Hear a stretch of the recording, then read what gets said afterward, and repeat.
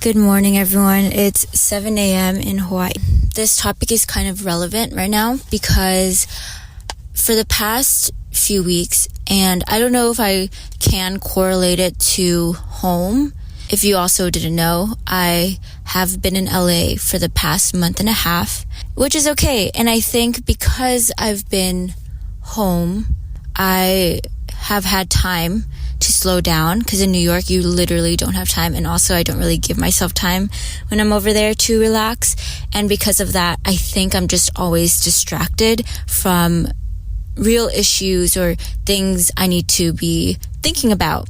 And then finally when I came home, I was like, shit, okay, it's time to start thinking about things that I've been kind of putting off to the side. It got really bad the past 2 weeks where I was just so in my head. And even coming into this trip at Hawaii, I was really nervous about it actually because, well, for many things, I traveled here by myself. I was staying at a hostel for the first time by myself. There were so many things to this trip, but that didn't help. And it added on to the stress I was already feeling. I came into this trip kind of ungrateful almost, but I wanted to be grateful. I just really couldn't. Nothing in my mind was going to help me get into a better headspace. I wanted to talk about this because when I was younger, I didn't realize how much my emotions would fluctuate as I got older. I think I also, when I was younger, was very lucky in that I was pretty stable throughout my growing up stages where I overall felt happy. But right now, in this period of my life, after getting out of college and getting into my 20s, I've had a lot of fluctuations where I have highs and then I have periods of lows. And just to explain kind of what I'm feeling in a more tangible way, if you never experienced this, when you're really sad, for example, from a heartbreak, it's like a one-time thing. You can correlate an event to the sadness. And because it's this one-time event, you pretty much get over it after a period of time, right? So maybe it'll take you a year, maybe a few months, but you get over it and it's like this one period of intense sadness and pain. But then kind of what I'm experiencing is this overall dullness where 0 is really sad and 100 is my most happiest I can feel. But right now what I'm feeling is kind of like a ceiling, a limit being put on that. So I only really feel a range of 0 to 50. So I never feel super happy. And when I am at my happiest, I'm at a regular state.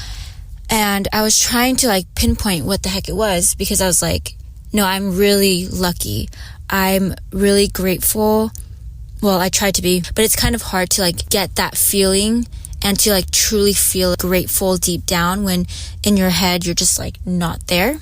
I have, a home. I have a roof over my head. I can go eat good food. I have the best family and friends that support me 100%. And that is so hard to come by. I'm in stinking Hawaii right now. It's I have a lot to be grateful for. Still, I was just not in the right place in my head and I felt falling apart. I could not pinpoint exactly what it was. Just overall, something that is new that I experienced in my 20s is feeling lack of purpose. I think a way to kind of describe everything is this is it. That's all. That's how I would describe it. I don't know what I want. I don't have any goal that I'm trying to aim for. I don't have anything to look forward to. Other people, they want to travel the world. They want to retire, whatever it is. They want to have a family. But in my mind, I was like, I don't really have anything. I don't even know what I want. So what am I doing here? Am I just floating around, taking up resources? On top of this, thought, I felt almost behind. I feel like I should know what I'm doing and I should have something to work towards. And I felt like I was settling down for that 9 to 5 and that kind of lifestyle. And I was like, I don't really feel that happy about it. And if I think 20 years from now, I definitely don't want to be in this place. At least I know that. So maybe I want to get out of it, but I don't know where to go from that point. Once I leave, this door closes, I don't know what door to open. And then I think added on top of that, I kind of went back into my eating habits. Even though I am not labeled or categorized as a binge eater anymore, which is great, I am still an emotional eater. Just a TLDR, and what that means is I tie eating to relieving my anxiety and stress.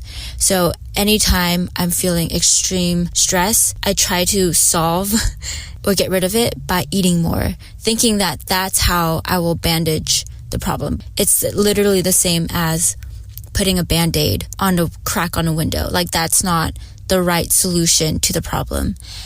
That added with everything I was going through, that's where I was in my headspace. I think I'm not alone, and I'm pretty sure if you guys haven't experienced this yet, may experience this later.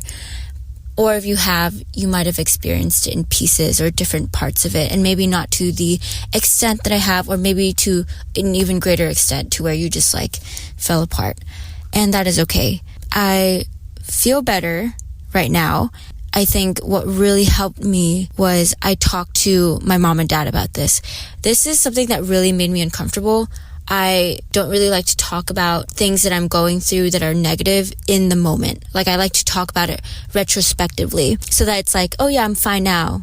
You know, I don't like talking about it when I'm going through it because I'm like, everyone's going to worry about me and I'm adding this on other people's plate. But I think it helped a lot both ways. I was being very genuine, and I felt like my mom and my dad could give me advice that made me feel better, but also it made them feel better knowing that their advice helped me, and that if there was something going wrong, that they could help me, and that I am doing better now because of them. This is me reiterating, and maybe like you need to hear my parents' advice, which was really helpful. Basically, they said the most important thing with like getting through life, being sustainable in like your growth, in your survival, is just being patient. I think patience was like the biggest thing that they said. I'm going too fast. Like, I think that I need to have it all together, but I literally just graduated college and I'm basically starting from square zero. Zero as in being the start of my real adult life. So just like everyone else, no matter who they are, Jeff Bezos, Barack Obama, whoever it is, they had to start from square zero because everyone has to have a starting point for their adult life.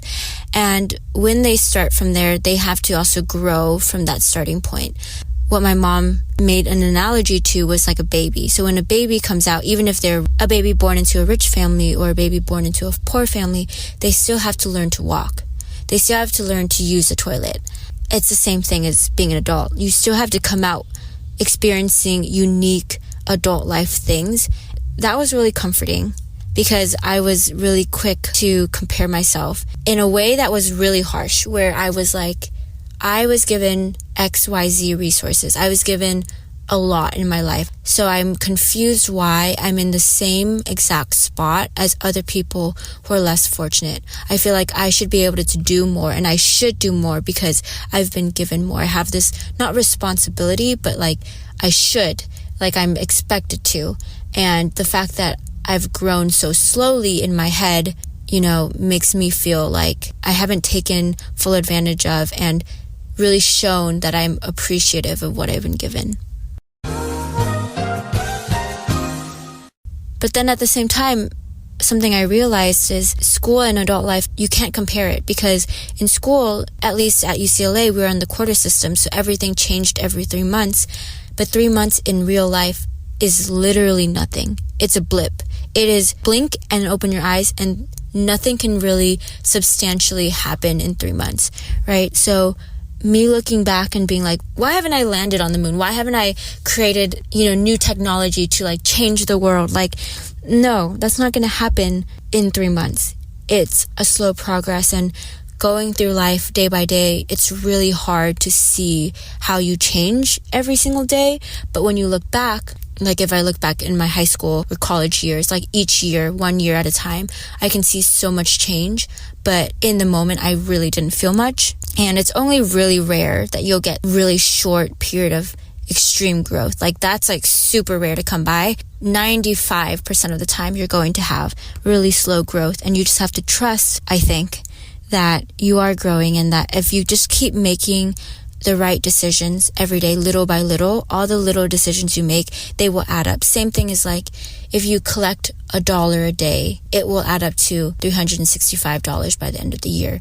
And then in 10 years, you multiply that by 10, it's like 3,000, and it just adds up. Even though each day $1 seems like so little, you can't even buy anything with $1 today. I think that is something that I had to put into perspective, and I fluctuate so much in my thoughts. I feel like I'm warring in my head, like there's a war with multiple sides in my head, and some days other sides win over the other. So I have a very different mindset and headspace.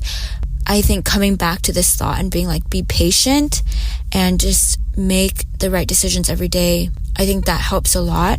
Also, forcing myself into this environment of being in Hawaii, just a different environment. You don't have to be in a beautiful tropical island. Like, you can just sleep over at someone else's house or go on a mini vacation, like an hour away. Visit a town that you never visited before. And I think doing that just like stimulates your brain and makes you realize that there's more to life that you didn't expect. And just pay attention to the little details and allow yourself that time. And by doing that, you will realize there's a lot of things you didn't expect, and there's a lot of things that, if you look for it, are new and exciting. That's been helping me a lot. At least being in Hawaii, I've just been reminded again that there's like so many beautiful places. Being here is so nice. Like yesterday's sunset and the beach, the black sand beach that I visited, was literally so pretty, and I cannot get to see a black sand beach in Los Angeles or in New York for sure. So that was just a nice reminder. On top of everything I've mentioned, something that's super cheesy, and I don't even know if this is working, so like I could just be doing something kind of stupid and it's just leading to nothing, but it doesn't really require that much effort. So I'm like, why not? If it helps, if it doesn't help, it's like for sure not hurting. Anyways, if you want to try this, I've been doing affirmations, and I think it's been easy for me to do because I've been alone with myself for the past few days. So I don't need to feel weird or nervous that somebody will hear me. I'll do it in the car, I'll do it in the bathroom, in front of a mirror. It's best in front of a mirror, I think, because you see yourself. But if you do it out loud, that also helps a lot, instead of just in your head because you hear yourself talking back to you. I just say like 5 things to myself. There's like this manifestation thing, which Amber, if you're listening, she's the one that actually told me about this. I don't really know if I believe in manifestation, but again, it doesn't hurt. It's literally a 1 to 2 second thing I just say, and then, yeah. I basically tell myself I'm a lucky girl. Good things and lucky things happen to me. What I've been noticing is a lot more little things that are lucky. Yesterday, I ran across this bread stand that I had looked up, but I was like, there's no way I'm going to be able to get bread from there. It's a little bit farther away, and also because they sell out so quickly. And I really wanted this bread because it's like homemade. Everyone knows I'm a bitch for bread. But yesterday, like, completely didn't even expect it or plan it, and I just drove by the stand and I was like, oh my god, and I saw the sign and I like slowed down and I parked on the side of the road, not even planning this, like I said, and there was bread left, and it was like 3 p.m. when they normally sell out. So I was so happy, and I ate my bread on the beach. Other things that were really lucky, I got to see a whale yesterday when I was on the boat. I work for a scuba diving company, so yes, seeing whales during whale season is pretty common, but this season has been super slow, so they haven't been seeing many whales for the past month. But all of a sudden we saw like at least, I think, 7 whales yesterday, which was insane. And I think that was super special. And like, I don't know how manifestation works, but I think by saying that and reminding myself that I am lucky, whenever lucky or good things happen to me, I really take notice to them. And then 2 other things I say, I point out 1 physical thing I like about myself and 1 internal thing I like about myself. And I try to genuinely mean it. When I'm saying these things, I like try to feel it to my core. I don't want to like lie to myself. And then the last 2 things is I say that I'm loved and supported. And the last is that I am smart enough to do anything that I put my mind to. Yeah. Anyways, I hope you have the most beautiful day, and I hope lucky and good things happen to you, and that you have some reasons to smile today. But yeah, Bye.